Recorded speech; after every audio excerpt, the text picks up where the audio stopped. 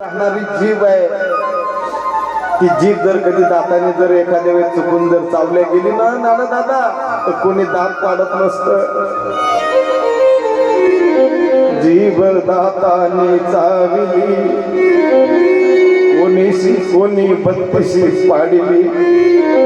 अरे आपल्याच लेकराकडनं जर एखादा अपराध झाला ना त्यानं दादा तर त्या लेकराला माफ करावं लागतं. अरे आपली मुलगी असेल थोडीफार चुकली असेल तर त्या मुलीला कुठे शिक्षा करायची असते का? तिला अगोदर समजून सांगायचं असतं, तिला माफ करायचं असतं. मुक्ताई म्हणते ताटी उघडा ज्ञानेश्वरा.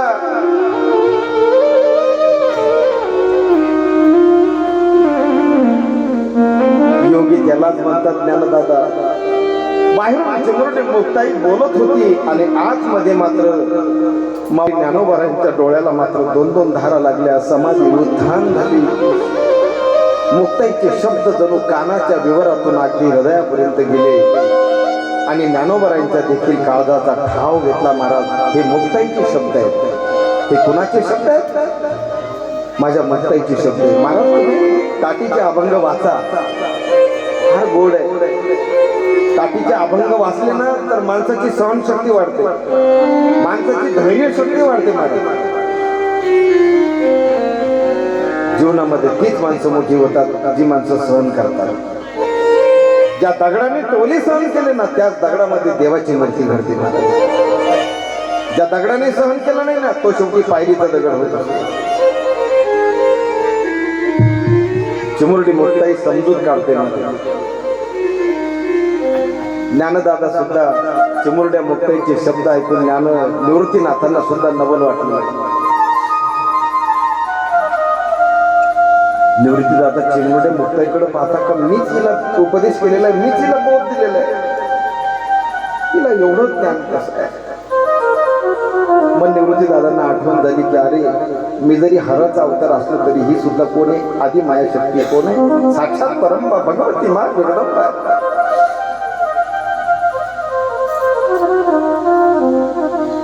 ज्ञानदादांची समजूत काढल्यानंतर ज्ञानदादांनी टाकी उघडलेली आहे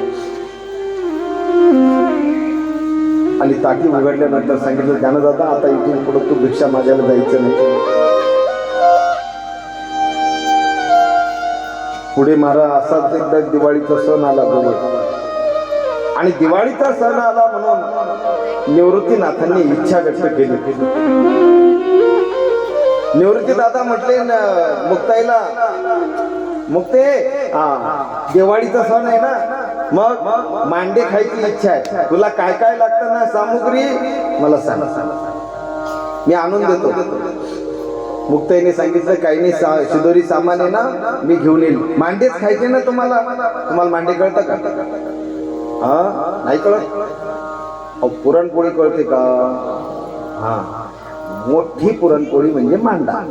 काय तुमची एक पुरणपोळी आपलं तुमची पुरणपोळी केवढी असते? तव्यावर मावल, बरोबर आहे का?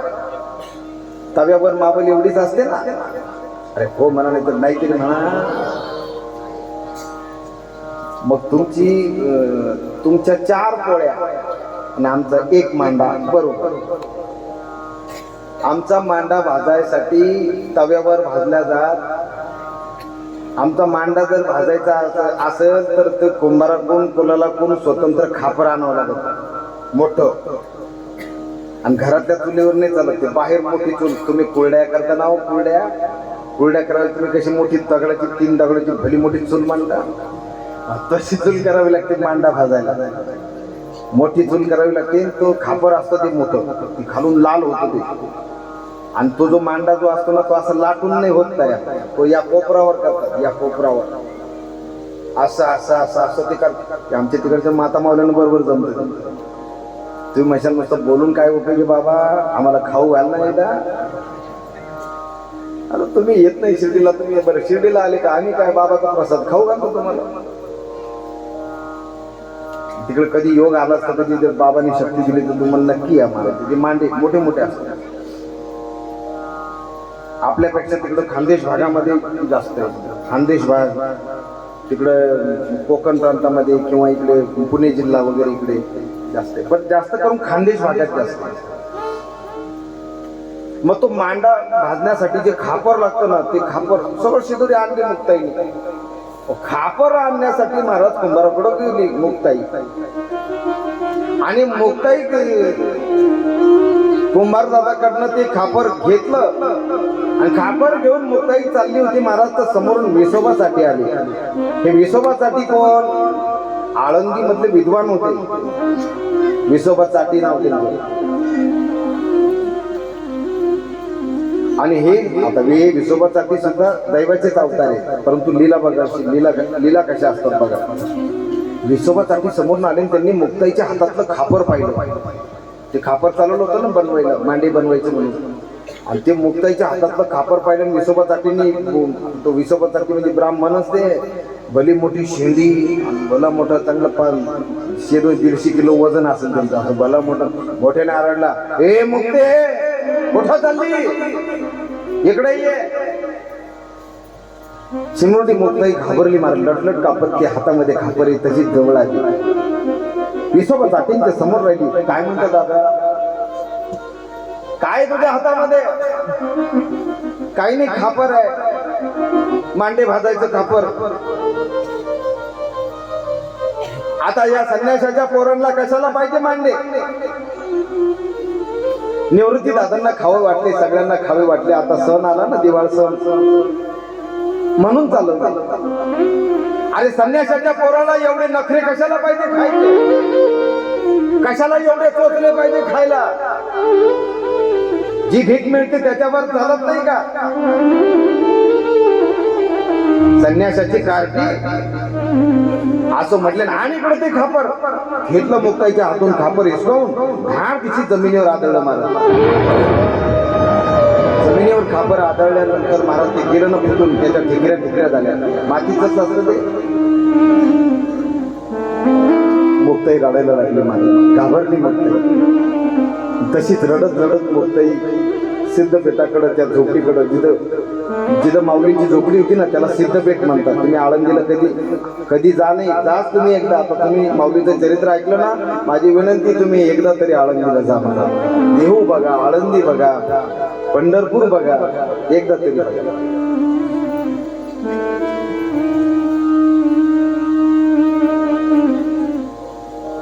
तरी तू एक वेळ जाय पंढरीला, ठीक आहे नाही? ज्याला असं वाटतं ना महाराज की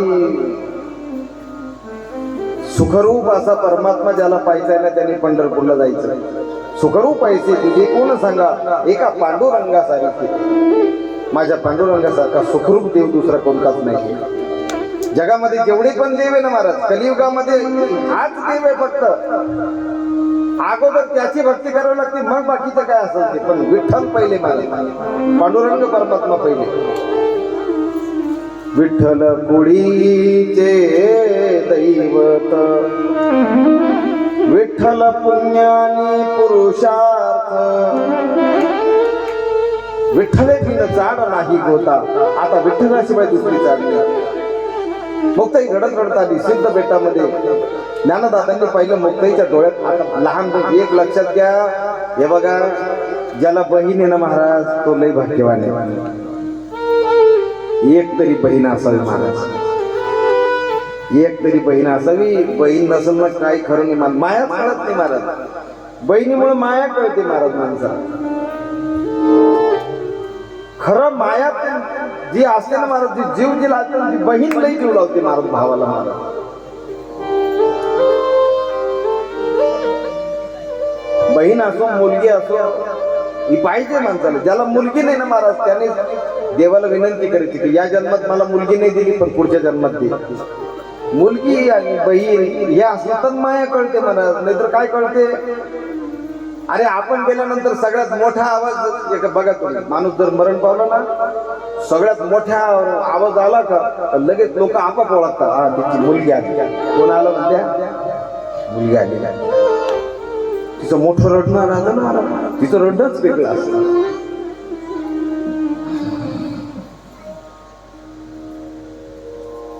कुडी कन्या पुत्र होती जे सांगला, मुलगी पाहिजे मला. मुलगी जे टाहो फोडून रडते ना महाराज, बापावर एवढं प्रेम जगामध्ये कोणीच करत नाही. बाप नावाचं पात्रच असायचं. त्या बापाला फक्त बाप कोणाला घाबरत नाही गावामध्ये, पण मुलीला घाबरतो मात्र. पण मुलींना माझी विनंती आहे, जो बाप तुमच्यावर एवढं जीवापाड प्रेम करतो ना, त्या बापाची मान आपल्या वागण्यामुळे कधी खाली येईल असं वागू नका. बस माझी एवढी विनंती आहे तुम्हाला सगळ्यांना. माझ्या लेकीसारखे आहे तुम्ही.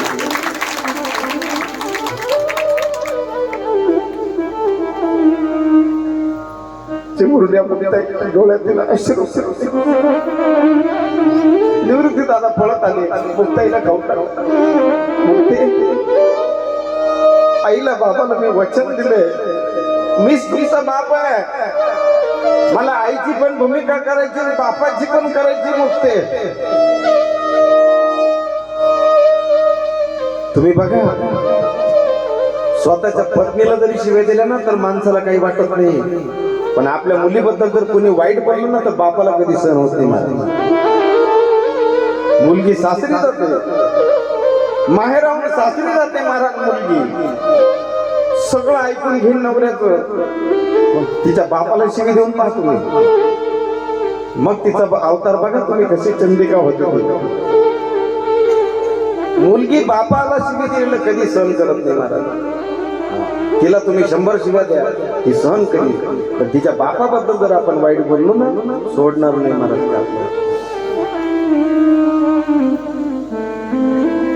निवृत्ती दादा म्हणतायत की आज तर मुक्ती मलाही काही सुचत नाही. ज्ञानदादा म्हणतात काय झालं मुक्ती?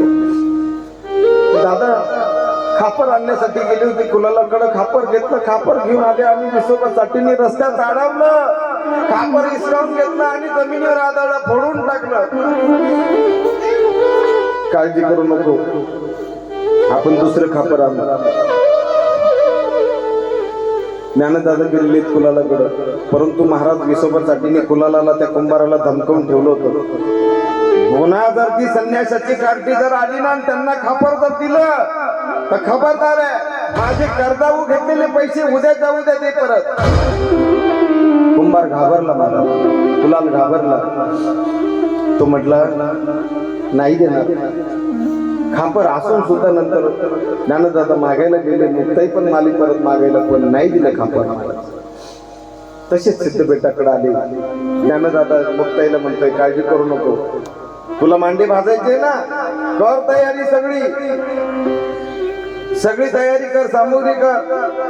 आणि मुक्ताई कामाला लागलेली. महाराज मुक्ताईने सगळं मांड्याची सगळं पीठ सगळं केलं. हातावर मुक्ताईने मांडे तयार करायला सुरुवात केली. म्हटले ज्ञानदादा, अरे मी मांडे तर तयार केले, पण हे मांडे टाकू कुठं म्हटले? ज्ञानदादा म्हटले टाक माझ्या पाठीवर. ज्ञानदादा खाली वाकलेले आहेत महाराज. ज्ञानदादा खाली वाकले आणि खाली वाकल्यानंतर मुक्ताई कुठे? एकच एवढी नको, इकडं बस, तिकडं तोंड कर पब्लिक कडं, लाईट मार लाल. काय करतो तू एवढ्या बसून? म्हणून एवढ्या वेळ बसून राहिला ना तू, हे सगळं आधी करायचं ना. तू काय करतो काय? तू लक्ष करायचं.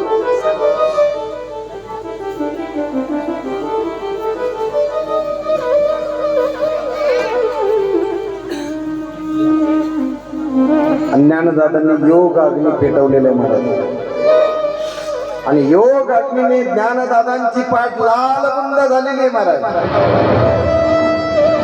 आणि लालबुंद झालेली पाठ आहे महाराज. आणि ती पाठ मुक्ताईने पाहिली आणि मुक्ताईला भीती वाटायला लागली. ज्ञानदादांच्या डोळ्यामध्ये पाहिलं तर डोळे सुद्धा लालबुंद डोळे होते महाराज. आणि ज्ञानदादांचे लालबुंद डोळे, योग अग्नी, ज्ञानदादा योगी होते महाराज. योग अग्नी पेटवलेला आणि त्याच्यावर मांडे उलटे पालटे करते महाराज. मुक्ताई मांडे भासते आणि अशी मांडा असा फुगला महाराज, उलटे पालटे करते. करणं उलटे पालटे करत राहा पाहिजे. आणि मुक्ताई ते मांडे उलटे पालटे करून सगळे भासते. ज्यावेळेस महाराज ती मांडे तयार करत होते, मुक्ताई ज्ञानदादाची तव्यासारखी, अशी लाल तव्यासारखी झालेली पाठ आणि हा सगळं म्हणजे विसोबासाठीला वाटलं की खापर दिलं नाही, पोरं कसे मांडे करतात म्हणून विसोबासाठी पाहायला आला आणि दरवाजातून विसोबासाठीने पाहिलं. विसोबासाठी पाहतोय ज्ञानदादांची पाठ लाल बुंद झालेली आहे आणि त्याच्यावर मांडे भाजायचं काम चाललंय. बाप रे बाप. विसोबासाठी म्हणतोय देवा देवा देवा माझ्याकडनं काय अपराध घडला. अरे ही मुलं साक्षात भगवंत आहेत, मला ओळखून आले. आता जाऊन त्यांच्या पाया पडू का काय असं वाटायला लागलं.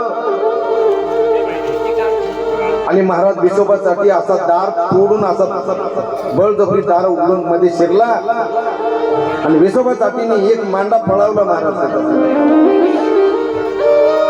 त्या मांड्याचा थोडासा प्रसाद खाल्ला विसोबासाठीने, ज्ञान प्राप्त झालं महाराज. तेच विसोब आणि ते जे आले ना महाराज हिसकायला ज्यावेळेस आले ना त्यावेळेस ज्ञानदादांनी त्यांना असं कोपर माझा म्हटले सरक क्षेत्रा. काय म्हटले माझ्याकडे लक्ष द्या. काय म्हटले सरक क्षेत्रा. क्षेत्रासारखा मध्येच काय आला म्हणे प्रसाद खायला. म्हणून तेव्हापासून विसोबासाठींचं नाव पडलं विसोबा खेचर. काय नाव पडलं खेचर. निवृत्तीदादांनी पाहिलं, ज्ञानदादांचा अधिकार सोपानदेवांनी पाहिलं. महाराज विसोबासाठी जो प्रकार पाहिला रडायला लागला महाराज. विसोबासाठी अनेक ब्राह्मणाला बोलून तो प्रकार दाखवला आणि सगळ्यांनी माऊलीचा गजर केला.